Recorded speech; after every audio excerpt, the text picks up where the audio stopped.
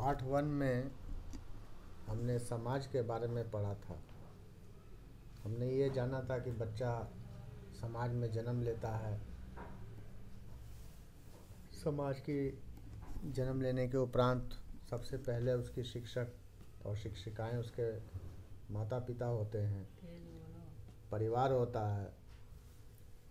फिर वो विद्यालय में जाता है, वहाँ उसके शिक्षक होते हैं। वहाँ का माहौल उसे समाज में जीने के तौर तरीके बताता है।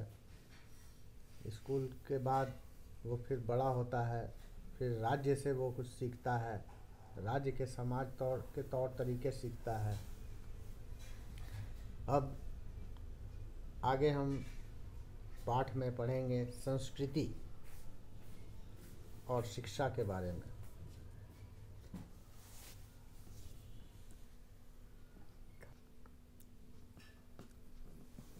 तो समाज में तरह तरह के धर्म समुदाय होते हैं। समाज में जब व्यक्ति कदम रखता है तो उसे अपने धर्म, अपने समुदाय, अपने संप्रदाय का ज्ञान प्राप्त होता है। तो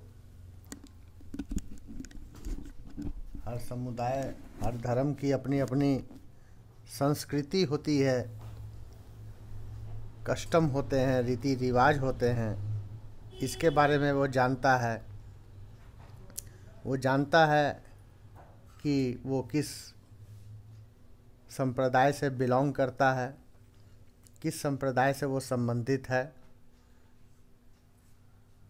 और उस संप्रदाय की क्या संस्कृति है। हर एक धर्म, जाति, समुदाय के अलग अलग संस्कृतियाँ होती हैं, रीति रिवाज होते हैं, तौर तरीके होते हैं, कस्टम्स होते हैं। इनके बारे में अब उसे जानकारी मिलने लग जाती है।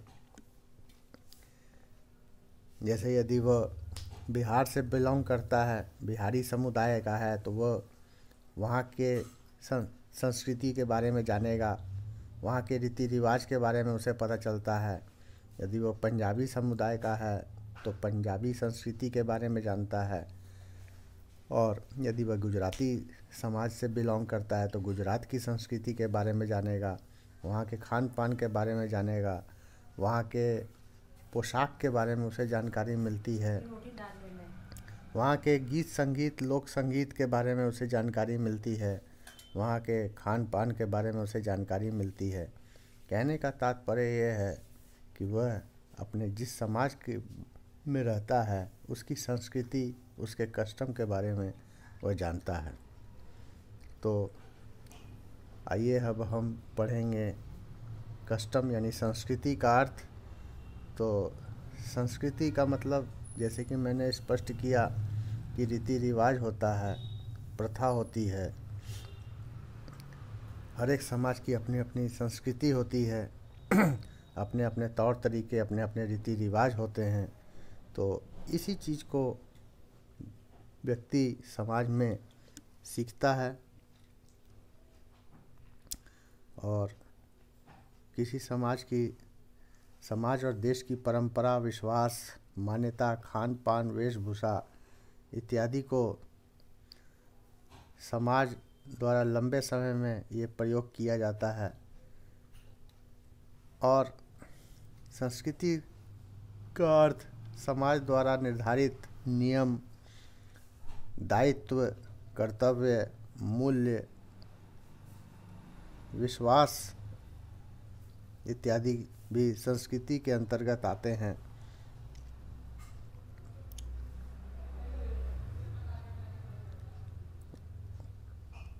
किसी भी समाज की संस्कृति उस समाज विशेष की सामाजिक विशेषताओं, समाज की विशेषताएं जो होती हैं, जैसे कि अभी मैंने आपको बिहार, पंजाब, गुजरात इत्यादि के बारे में बताया, तो उसकी अपनी अपनी विशेषताओं का एक समूह होता है, जिससे उस समाज के प्रचलित विश्वास, परंपराओं, मान्यताओं, खान पान इत्यादि को जाना जाता है। संस्कृति की विशेषताएं ये है कि ये भी गतिशील होती हैं, इनमें भी परिवर्तन होता रहता है। गतिशील का अर्थ है कि चलना फिरना होता है, आगे बढ़ते रहना होता है, इसमें भी परिवर्तन होता है। हमेशा इसमें तरह तरह के परिवर्तन आते हैं, उसमें समय और परिस्थिति के अनुसार परिवर्तन होते रहते हैं। संस्कृति समय अनुरूप अपनी कुछ समय के अनुसार अपनी कुछ विशेषताओं को छोड़ भी देती है और कुछ नया जोड़ भी लेती है, यानी कुछ नया आता है, कुछ पुराना हट भी जाता है। तो अगर किसी राष्ट्र की संस्कृति आध्यात्मिकता केंद्रित आधारित होती है तो वह गुण उसमें हमेशा ही विद्यमान रहते हैं। जैसे किसी राष्ट्र में अगर देवी देवताओं की पूजा होती है तो उस राष्ट्र की संस्कृति ये होती है, उस राष्ट्र की जो शिक्षा होती है उसमें भी इन चीज़ों का समावेश होता है। ये चीज़ें शामिल रहती हैं, आध्यात्मिकता से संबंधित, देवी देवताओं से संबंधित, धर्म ग्रंथों के संबंधित वहाँ की शिक्षा में शामिल रहता है। यानी जिस राष्ट्र की संस्कृति जैसी होती है वहाँ की शिक्षा भी वैसी ही होती है। जैसे यदि हम बिहार की संस्कृति की ओर नज़र डालें तो वहाँ के जो कल्चर हैं, जो रीति रिवाज हैं, जो त्यौहार हैं, जो खान पान हैं, तो वहाँ के शिक्षा की जो किताबें होंगी उसमें भी इन चीज़ों की चर्चा रहती है। यानी संस्कृति यानी शिक्षा जो है संस्कृति पर निर्भर कर जाती है।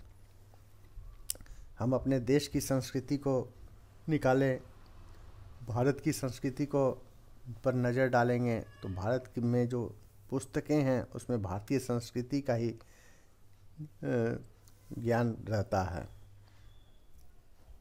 दूसरा पॉइंट है कि संस्कृति गुणों का समूह है।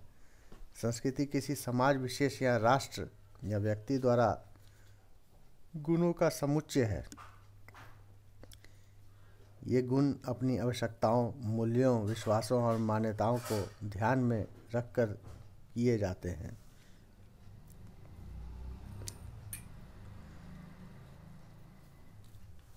संस्कृति एक पीढ़ी से दूसरी पीढ़ी में ट्रांसफ़र होती है, स्थानांतरित होती है। जैसे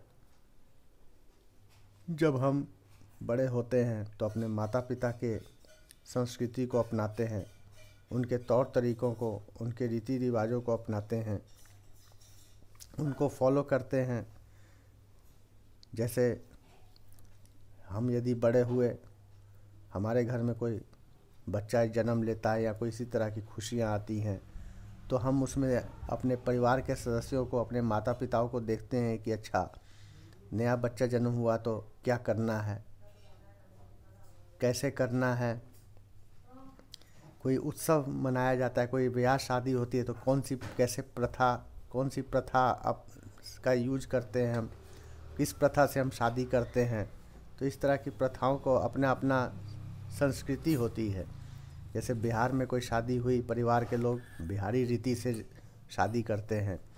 पंजाब के लोग अपनी पंजाबी रीति रिवाज से शादी करते हैं, अपनी उसी संस्कृति से शादी करते हैं।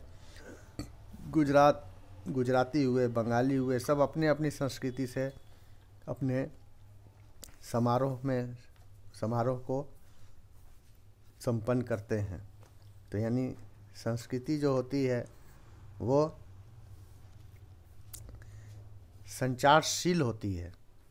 हम अपने घर वालों को देखेंगे कि अच्छा इस मौके पर ऐसे ऐसे होता है, तो वैसे ही आगे की पीढ़ी भी उसको ऑब्ज़र्व करती है और ये क्रम चलता रहता है पीढ़ी दर पीढ़ी।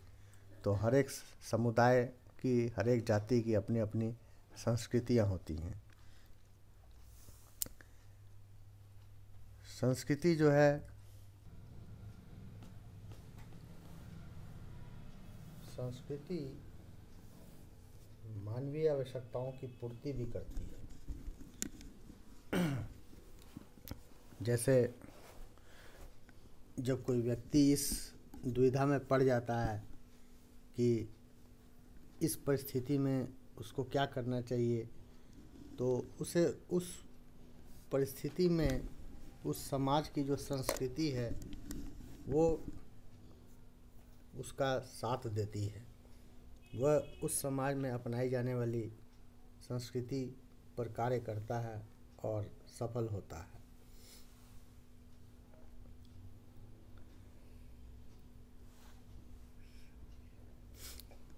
संस्कृति ही, जैसा कि मैंने पहले बताया था कि संस्कृति ही जो शिक्षा होती है वो संस्कृति पर निर्भर करती है। और किसी समाज की जो शिक्षा है वो समाज की में जो संस्कृति होती है, जो कल्चर होता है, उसी के बारे में उसकी चर्चा मिलती है।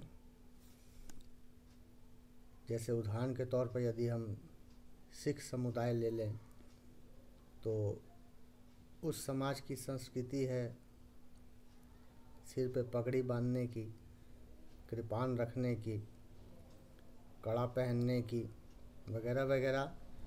तो उसकी संस्कृति की झलक हमें उसकी शिक्षा में मिलेगी।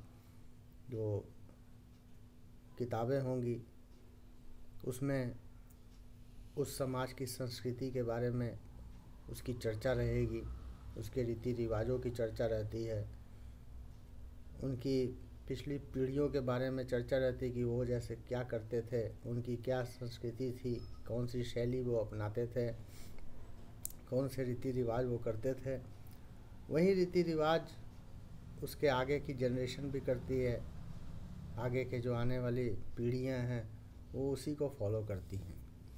तो प्रत्येक समाज की अपनी विशिष्ट संस्कृति होती है और उसी का वो आने वाली पीढ़ियां अनुकरण करती हैं, उन्हीं को मानती हैं। संस्कृति दो रूपों में भी विकसित होती है और बढ़ती है, एक भौतिक और दूसरी अभौतिक। तो कुछ समाज की संस्कृतियां भौतिक चीज़ों को ज़्यादा महत्व देती हैं। भौतिक चीज़ें जैसे आरामदायक चीज़ें, एसी हो गया, गाड़ियाँ हो गई, आलीशान महल हो गए। तो ये संस्कृति सदैव परिवर्तित होती रहती है और कभी कभी समाज के लोग किसी दूसरी संस्कृति से भी प्रभावित होते हैं। जैसे भारतीय समाज जो होता है, पश्चिमी जो वेस्टर्न कंट्रीज है उनकी संस्कृति से प्रभावित होते हैं, उनकी नकल करने की काफ़ी प्रयास करते हैं। उनके रहन सहन, उनके खान पान, उनके पहनावे को अपनाते हैं। तो संस्कृति का एक समुदाय की संस्कृति का दूसरे पे भी काफ़ी असर पड़ता है। तो वहाँ की जैसी संस्कृति लेविशली होती है, काफ़ी सुख सुविधाओं वाली होती है, तो हम भारतीय समाज की भी संस्कृति उसको अपनाती है, उसको आत्मसात करने की कोशिश करती है, उसकी नकल करने की कोशिश करती है। यानी जो तौर तरीके पहले से चलते आ रहे थे उसमें परिवर्तन आ जाता है।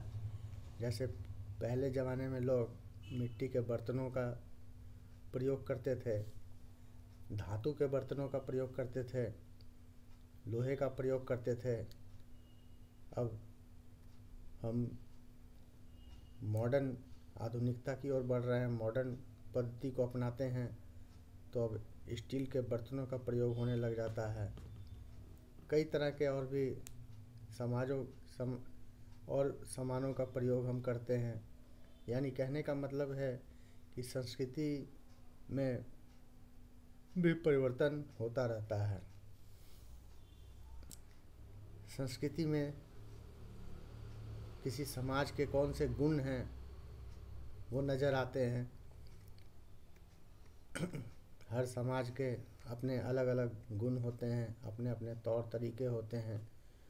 तो उस समाज की संस्कृति पर अगर नज़र डालेंगे तो हमें उस समाज के तौर तरीके, उनके गुण, उनके रीति रिवाज के बारे में पता चलता है। संस्कृति पर अगर विचार डालें तो समाज शास्त्रियों की दृष्टि में संस्कृति दो प्रकार की होती है, भौतिक संस्कृति और भौतिक संस्कृति। तो भौतिक संस्कृति वेशभूषा, रहने के मकान, काम करने के उपकरण, किसी खान पान, जैसा कि मैंने ऊपर भी समझाया था, वो आते हैं। और अभौतिक संस्कृति में पढ़ाई लिखाई, कला, संगीत, धर्म, रीति रिवाज, ये सारे अभौतिक संस्कृति में आते हैं। संस्कृति का यानी कल्चर का अपना महत्व भी होता है। किसी समाज की संस्कृति उसके विचारों, आचारों, व्यवहारों, परंपराओं और विश्वासों को उजागर करती है, को बताती है, जो किसी व्यक्ति के समाजीकरण का आधार बनती है।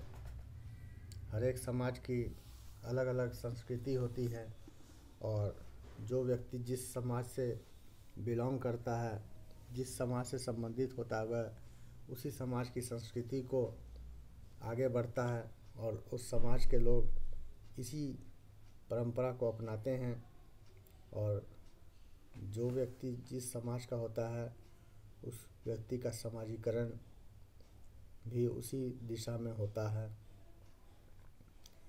जैसे कोई व्यक्ति अगर पंजाबी है तो वह पंजाबी समाज की संस्कृति को अपनाता है, और जब वो इस संस्कृति के खिलाफ काम करता है तो समाज के लोग उसका विरोध करते हैं। तो यानी कहने का मतलब कि संस्कृति जो होता है व्यक्ति के समाजीकरण में सहायक होती है। उसी परंपरा को वह अपनाता है तो उस समाज के लोग उस व्यक्ति को अपनाते हैं। यानी संस्कृति व्यक्ति के समाजीकरण में सहायक होती है। अगर वो उसके खिलाफ कुछ करता है तो उसका समाज के लोग बहिष्कार कर जाते हैं। तो कहने का मतलब कि संस्कृति हर एक समाज की संस्कृति होती है और उसे उस समाज के व्यक्ति को अपनाना पड़ता है। यानी संस्कृति व्यक्ति के समाजीकरण में सहायक होती है। संस्कृति व्यक्ति निर्माण में सहायक होती है। तो व्यक्ति जैसे जैसे बड़ा होता है उसके समाज का क्षेत्र और बड़ा होता जाता है। उसके लिए उसके अपने व्यवहार में परिवर्तन करने पड़ते हैं। संस्कृति व्यक्ति के व्यवहार में इस परिवर्तन के लिए काफ़ी सहायक सिद्ध होती है। इसलिए व्यक्ति के स्वभाव में, उसके आचरण में परिवर्तन होता रहता है, जिससे उसका व्यक्तित्व निरंतर विकसित होता रहता है। संस्कृति जीवन जीने की कला भी सिखाती है। व्यक्ति अपने वातावरण में अपने एडजस्ट होने के लिए संघर्ष करता रहता है। उसे समाज के उस तौर तरीक़ों को अपनाना पड़ता है और संस्कृति ही व्यक्ति में ये क्षमता उत्पन्न करती है कि वो अपने वातावरण में ठीक प्रकार से एडजस्ट हो सके। तो जीवन जीने की कला संस्कृति ही सिखाती है।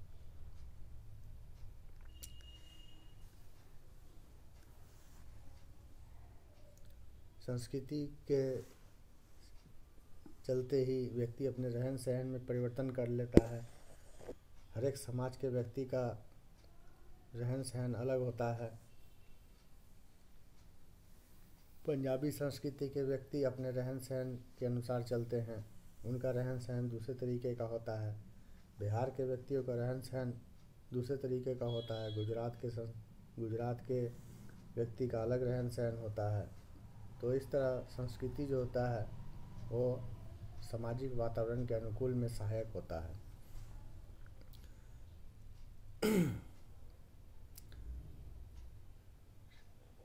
शिक्षा के पाठ्यक्रम पर भी संस्कृति प्रभाव डालती है। जैसे पंजाब की अगर पाठ्यक्रम लिया जाए तो उसमें पंजाबी संस्कृति पर प्रकाश डाला जाता है। पंजाबी संस्कृति वाले लोग पंजाबी पढ़ते हैं। मैथिली वाले लोग मैथिली में उनकी शिक्षा होती है। हिंदी तो सबकी कॉमन होती है। तो संस्कृति की चर्चा शिक्षा के पाठ्यक्रम पर भी प्रभाव डालती है।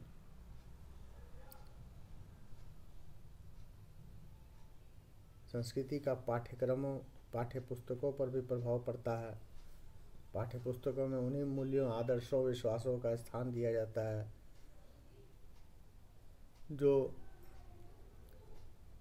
जो संस्कृति उस समय चलती रहती है, उसके विषय में ही चर्चा की जाती है।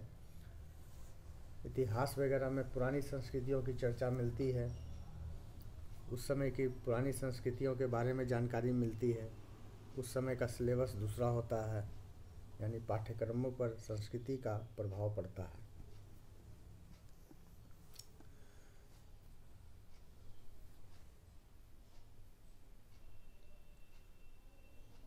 विद्यालय पर भी संस्कृति का प्रभाव पड़ता है। विद्यालय समाज का छोटा रूप होता है, इसलिए जो समाज विशेष की संस्कृति होती है, उस समाज के विद्यालय का वातावरण उस संस्कृति विशेष के अनुसार ही होता है। जैसे हम मुस्लिम समुदाय का अगर मुस्लिम समुदाय के ऊपर विचार करें तो मुस्लिम समुदाय के पढ़ाई मदरसों में होती है। वहाँ के तौर तरीके, रीति रिवाज अलग अलग होते हैं। पंजाबी पर विचार करें तो पंजाबी विद्यालयों की पढ़ाई के तौर तरीके अलग होते हैं, उनमें पंजाबी के शिक्षा दी जाती है और इस संस्कृति का विशेष प्रभाव पड़ता है। जैसे अगर हम गुरुद्वारे में प्रवेश करते हैं तो हमें सिर पे रुमाल रखना पड़ता है। जो बगैर सिख समुदाय के लोग हैं उनको सिर पर रुमाल रख के जाना पड़ता है। हर एक व्यक्ति को, चाहे औरत हो या आदमी हो, उसको अपना सिर ढकना पड़ता है। टोपी वगैरह अलाउ नहीं होती है। तो ये उनकी संस्कृति है। तो अगर वे गुरुद्वारे में जाते हैं कोई दूसरे जाति के लोग, तो उनको इस संस्कृति को फॉलो करना पड़ता है। यानी संस्कृति का समाज पे प्रभाव पड़ता है।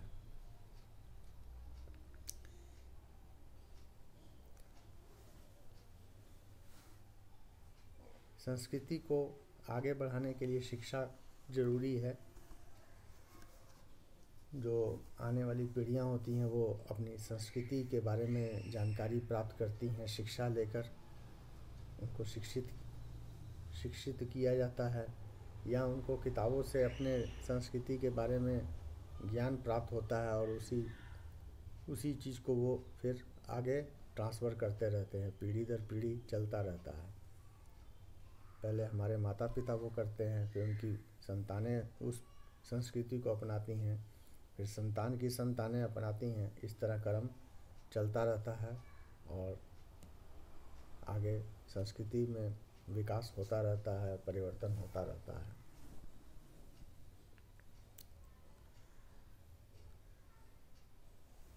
संस्कृति के संरक्षण में शिक्षा की भूमिका भी एक योगदान रखती है कि अगर संस्कृति, किसी समाज की संस्कृति को, मान्यताओं को बचाना रहता है, रीति रिवाजों को अपनाते रहते हैं, तो इसकी जानकारी आने वाली पीढ़ी को किताबों से मिलती है, शिक्षा से मिलती है, उनके स्कूलों से मिलती है। तो उन्हें पता चलता है कि हमारी संस्कृति के लोग, हमारे समुदाय की संस्कृति ये थी, ये इस तरह करते थे, हमारे समुदाय के लोग इस भगवान को मानते थे, हमारे समुदाय के लोग इस त्यौहार को इस तरह मनाते थे। तो आगे की जनरेशन, जो आगे की आने वाली पीढ़ियाँ होती हैं, उनको अपनी संस्कृति के बारे में पता चलता रहता है शिक्षा के द्वारा। तो इस तरह से हम कह सकते हैं कि संस्कृति को संरक्षण में, यानी उसको बचाने में शिक्षा की बहुत बड़ी भूमिका होती है।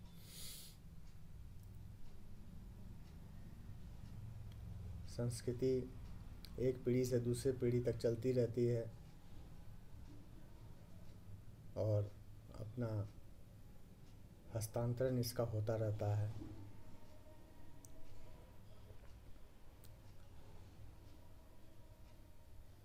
तो अभी तक हमने पढ़ा कि संस्कृति के विषय में पढ़ा, तो संस्कृति के चर्चा के क्रम में इसका अर्थ हमने समझा, इसके नेचर के बारे में समझा, इसकी विशेषताओं के बारे में समझा हमने। संस्कृति का संरक्षण के विषय में हमने पढ़ा, इसमें शिक्षा की भूमिका के बारे में हमने पढ़ा। बस आपको इन चीज़ों पे, इन मुद्दों को अपने दिमाग में रखना है और परीक्षा में जो प्रश्न पूछे जाते हैं उसी को लिखना है।